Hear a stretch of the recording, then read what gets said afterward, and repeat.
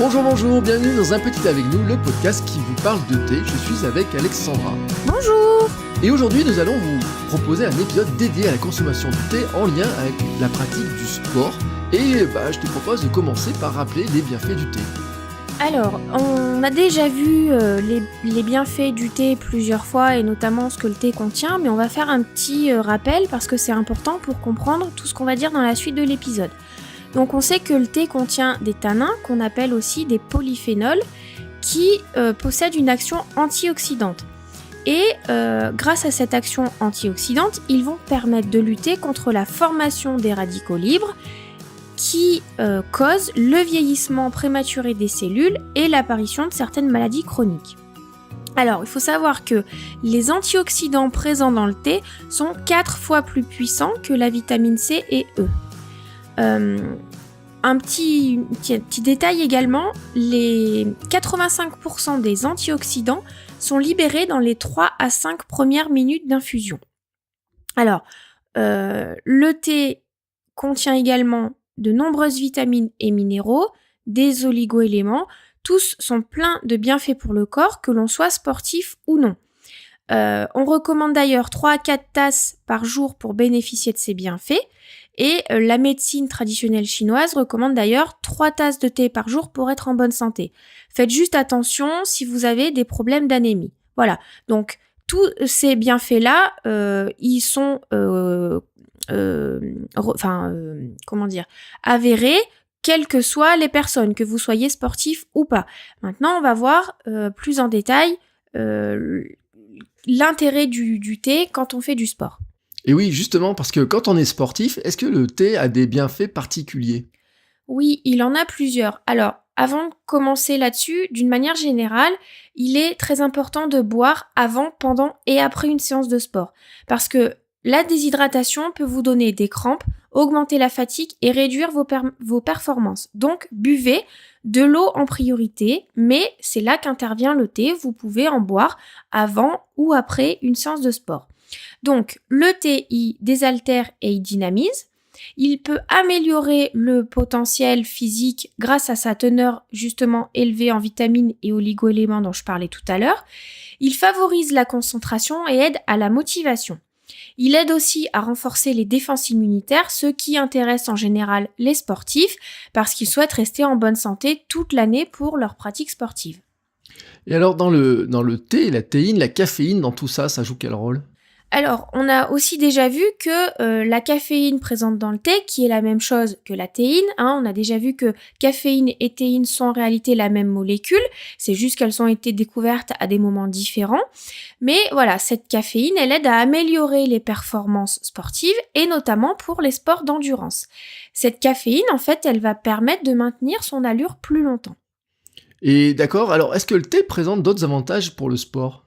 Alors, il y a plusieurs études qui ont été faites. Des chercheurs ont mis en évidence notamment que la consommation de thé noir pourrait favoriser la reconstruction musculaire parce qu'en fait, il va réduire plus rapidement le taux de cortisol. Le cortisol, c'est l'hormone du stress. Il y a un autre point important, le thé contient beaucoup d'antioxydants, comme je l'ai précisé tout à l'heure, et en fait, ils vont permettre d'éliminer les radicaux libres qui sont formés pendant l'activité sportive. On parle d'ailleurs souvent de stress oxydatif, et c'est surtout le cas pour une activité intense, mais ces radicaux libres, ils vont engendrer de la fatigue, des crampes, des lésions au niveau des muscles. Alors, est-ce que finalement, c'est le thé avant le sport, est-ce que c'est une bonne ou une mauvaise idée ? Alors, c'est une bonne idée, notamment pour favoriser la perte de poids. Si vous êtes dans un objectif de perte de poids, faut savoir que y a plusieurs études qui ont été menées, et notamment une par des Anglais qui a montré que les taux moyens d'oxydation de la graisse après une activité physique modérée étaient 17% supérieurs après avoir absorbé des extraits de thé vert par rapport à l'ingestion d'un placebo. Donc, le thé, c'est une bonne idée pour favoriser la perte de poids et c'est aussi une bonne idée, comme je le disais tout à l'heure, pour augmenter les performances. Et ça, on le verra un petit peu en détail tout à l'heure. Faut aussi savoir que par rapport à cette idée de perte de poids, le thé en fait favorise la thermogénèse, c'est-à-dire que la dépense énergétique du corps augmente par l'action de combinée de la caféine et d'un polyphénol, le GCG, qui est l'épigalocatéchine galate. Celui-là, je pense qu'au Scrabble, il peut faire un bon score. Le thé stimule aussi l'oxydation des graisses. Il va stimuler le métabolisme, il réduit l'absorption des graisses et favorise un meilleur contrôle du poids. D'accord, alors ça c'était avant le sport, et après le sport, est-ce que le thé est une bonne idée et pourquoi? Le thé, en fait, après le sport, oui, c'est une bonne idée parce que ça va favoriser la récupération grâce aux antioxydants qu'il contient. Alors, attention à ne pas boire que du thé, mais aussi de l'eau. Et d'ailleurs, veillez à boire plus d'eau que de thé. Parce que le thé a des effets diurétiques, et si c'est un bon point pour la perte de poids, il faut faire attention à pas trop en boire, car justement, cet effet diurétique, il peut entraîner une perte d'eau, ce qui peut amener à une déshydratation après l'effort. D'accord, alors est-ce qu'il y aurait des thés à privilégier par rapport à cette pratique sportive? Alors oui, le thé vert, il est plus riche en antioxydants que le thé noir, du simple fait que le thé vert, il est moins oxydé que le thé noir. Et le thé noir, lui, contient plus de théine que le vert. Donc, il faut trouver un petit peu un équilibre entre les deux, parce que le thé vert a plus d'antioxydants, donc ça peut être mieux pour la récupération. Et le thé noir, il a un peu plus de théine, donc de caféine, donc il peut être pas mal pour l'aspect stimulant avant l'effort. Alors, est-ce qu'il y aurait, si on pouvait détailler, est-ce que par exemple, ce serait une bonne idée de prendre certains thés en particulier? Alors, il y a plusieurs thés effectivement dont on parle un peu moins, enfin en l'occurrence le oolong, parce qu'on parle beaucoup des bienfaits du thé vert, mais on oublie le oolong. Il est aussi réputé pour ses propriétés diurétiques et amincissantes. Il favorise l'élimination de l'eau, des impuretés et des toxines. Euh, Son avantage aussi, c'est qu'il est peu concentré en théine, donc on peut en boire même le soir après une séance sans risquer l'insomnie. Vous pouvez aussi regarder du côté du pu'er, qui est un thé fermenté, mais il a un goût assez particulier, terreux, qui ne plaît pas à tout le monde. Donc voilà, le oolong est quand même plus facilement abordable. Alors, il y a un thé qui a une réputation d'être peut-être plus efficace, notamment pour booster, hein, je parle là du matcha. Est-ce que le thé matcha avant le sport, c'est une bonne idée? Oui, alors le thé matcha, donc pour rappel, c'est un thé vert japonais qu'on a réduit en poudre et on l'ingère totalement parce que là, il est battu et pas infusé. Votre thé classique, vous mettez les feuilles de thé, vous faites infuser, vous enlevez les feuilles. Là, le matcha, en fait, le fait qu'il soit réduit en poudre, en fait, c'est les feuilles qui sont réduites en poudre, donc on bat le thé avec l'eau et on garde toute la boisson. Et du coup, il est très énergisant et il va vraiment avoir un effet boost avant votre séance. Alors, par contre, faites attention, si vous êtes vraiment sensible à la théine et que vous faites du sport le soir, par exemple, bah, ça peut être compliqué, d'autant que le sport peut être un petit peu excitant aussi. Voilà, ça peut être un cocktail un petit peu explosif. Mais dans la journée, si vous avez besoin d'un coup de boost, le matcha, ça peut être une bonne idée. Oui, et puis moi je sais que du matcha avec un petit peu de lait végétal par exemple, eh ben, c'est un petit coup de boost du matin qui est aussi agréable et qui est une manière de consommer le thé un petit peu différemment. Est-ce qu'il y aurait des thés, quand on prend un petit peu le détail, de thés qui seraient plutôt adaptés après la séance de sport?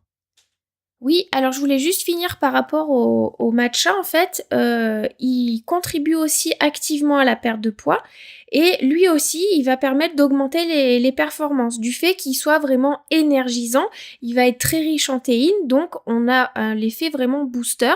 Et là, en fait, on va pouvoir fournir un effort plus long dans les sports d'endurance. Il va permettre aussi de brûler plus de graisse et augmenter le métabolisme de base. Donc il est intéressant en tout cas à plusieurs titres. Mais maintenant si, on a fait notre sport, est-ce que après la séance de sport, est-ce qu'il y aurait un thé ou 2 ou particulier, des choses à recommander plus spécifiquement? Alors, après le sport, on peut avoir le Gyokuro, qui est un thé vert qui est réputé pour être assez précieux. Il est vraiment recommandé après le sport parce qu'il est connu pour être régénérant. Il y a une autre type de boisson qui là n'est pas du thé, c'est du rooibos. On en a déjà parlé, le rooibos en fait c'est une plante d'Afrique du Sud qui a pas du tout de théine et qui a rien à voir avec le thé. Pour rappel, le thé la plante c'est le Camellia sinensis. Là, le rooibos, il est recommandé parce qu'il est vraiment très riche en antioxydants, en minéraux et en oligoéléments. Et en fait, après le sport, il va aider notre organisme à se rééquilibrer, si on peut dire. Alors, dans le sport, on a aussi un aspect, et puis moi je le vois bien dans les pelotons de coureurs avant les courses, il y a ceux qui sont adeptes des petites boissons énergisantes, des choses qui donnent des ailes ou qui font courir plus vite dans l'esprit. Est-ce que finalement le thé pourrait pas nous aider à peut-être nous en passer? Alors effectivement, si vous êtes un adepte des boissons énergisantes, le thé peut être une très bonne alternative. Il va être quand même moins riche en caféine, il faut quand même faire attention à pas trop en consommer au quotidien. Mais aussi, elles contiennent beaucoup de sucre. Et ça, faut quand même faire attention. On a évidemment besoin d'un apport en sucre avant l'effort, mais du bon sucre naturel, c'est mieux. C'est la même chose pour les thés glacés des supermarchés qui sont bourrés de sucre. Donc, on a déjà vu que la caféine et la théine, donc c'est une seule et même molécule, pardon.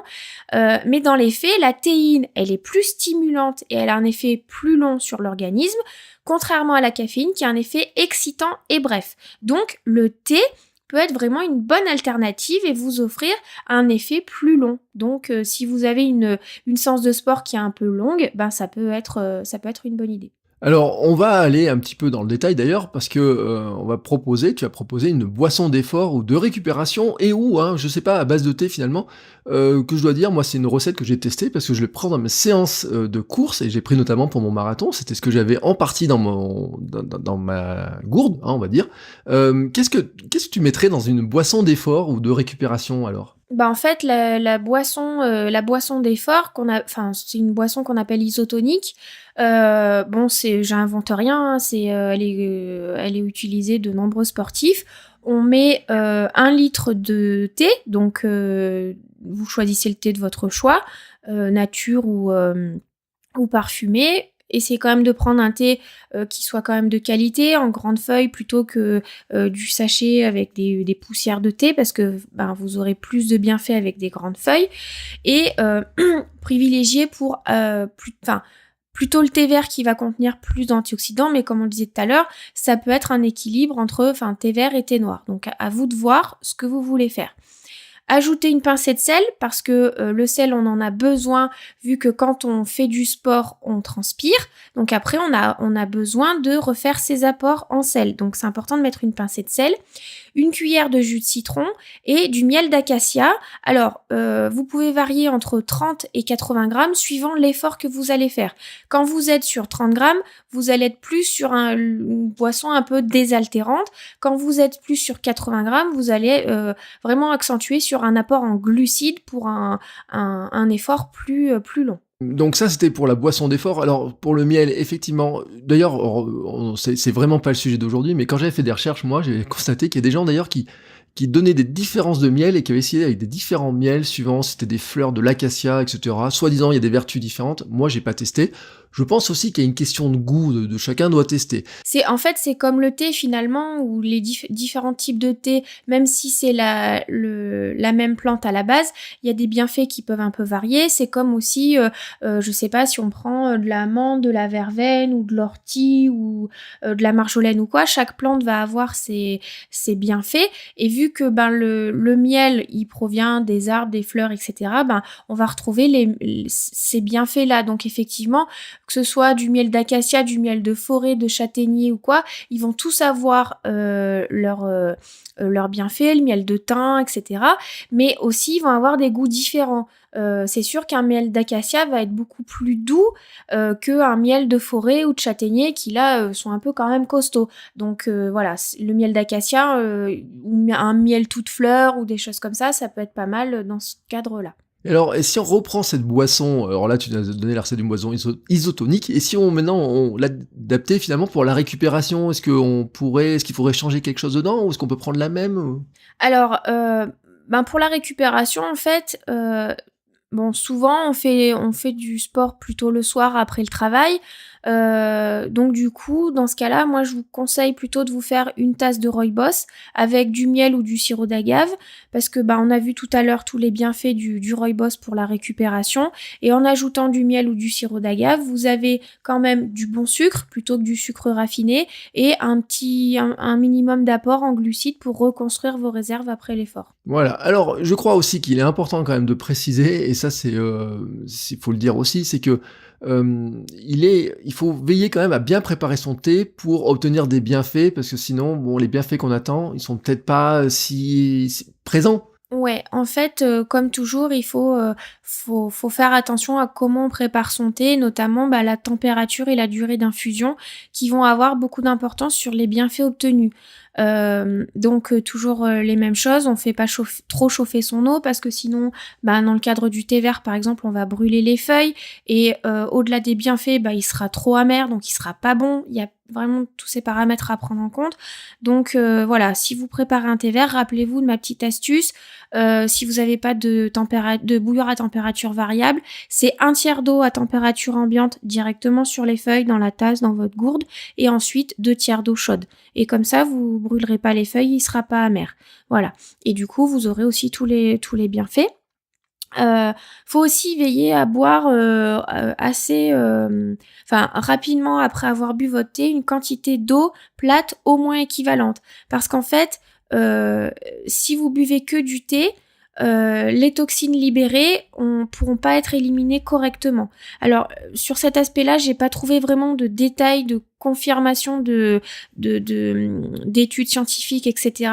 Mais voilà, ça c'est quelque chose qui revient souvent. Donc vraiment, quand vous buvez une tasse, on va dire un verre de thé, prenez 2 verres d'eau en équivalence. Voilà. Oui, de toute façon, je crois qu'il faut toujours le rappeler, hein, l'important quand on fait du sport, c'est de boire.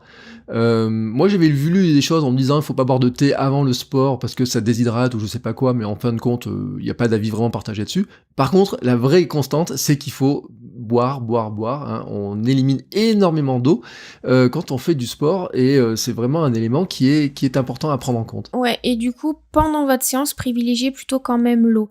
Voilà, parce que après, je veux dire, on a aussi assez de temps entre guillemets pour boire du thé. Moi qui adore ça, le thé, j'en bois pas pendant mes séances de sport. J'en bois un peu avant, j'en bois un peu après. Mais voilà, pendant la séance, pendant mon effort, je préfère boire de l'eau. Donc après, chacun fait ce qu'il veut, mais voilà. Oui, puis c'est vrai qu'il y a des contraintes. Moi, je disais que sur le marathon, j'avais embarqué du thé, une boisson avec du thé, du sucre et du miel dedans, mais parce que c'est un effort qui durait 4 heures environ, et donc là, on a besoin de recharger au fur et à mesure. Mais quand on fait une séance finalement d'une demi-heure, 1 heure, voire même 1h30, hein, j'imagine, l'eau est souvent largement suffisante par rapport à ce qu'on a déjà mangé avant et tout ce qu'on a mangé les heures précédentes. Bon, c'était un très bon tour, hein, sur ce sport et le thé, ce qui montre d'ailleurs qu'on n'est pas obligé de boire du thé tranquillement dans un canapé, qu'on peut le boire un petit peu dans tout un tas de conditions. Et je crois d'ailleurs que c'est ce dont tu voudrais parler ce mois-ci, hein, c'est un petit peu le sujet. C'est le thème de l'abonnement du mois de juin en fait. On parle de thé et de sport, donc avec mes partenaires, donc Stella Chartier qui est naturopathe, Caroline Peduzzi qui est aromathérapeute et micronutritionniste, et Aurélie Doury qui est professeure de pilates spécialisée en médecine chinoise. En fait, on vous donne des pistes pour vous remettre au sport en douceur avec différents conseils et astuces pour prendre soin de vous. Donc chacune de mes partenaires donne ses astuces, et moi je vous parle un petit peu des apports, des bienfaits du thé pour le sport. Donc je reprends en partie tout ce qu'on a pu dire au cours de l'épisode. Bon, c'était un bon tour de comment est-ce qu'on peut consommer le thé en faisant du sport et comment on peut mêler finalement deux choses qui peuvent être des passions, hein, ensemble. La semaine prochaine, toi tu reviens toute seule. Oui, alors la semaine prochaine, on va revenir sur le format très court où je suis toute seule, et on va parler de qu'est-ce qu'il faut plutôt privilégier pour se désaltérer, plutôt chaud ou plutôt froid. C'est souvent la question qui revient au moment de l'été, donc on fera le point là-dessus. Et moi, je reviens dans un mois, et là on parlera de thé glacé. Ça sera vraiment de saison pour attaquer l'été. Très bonne fin de journée à vous, très bon week-end, et à très bientôt. Bonne journée!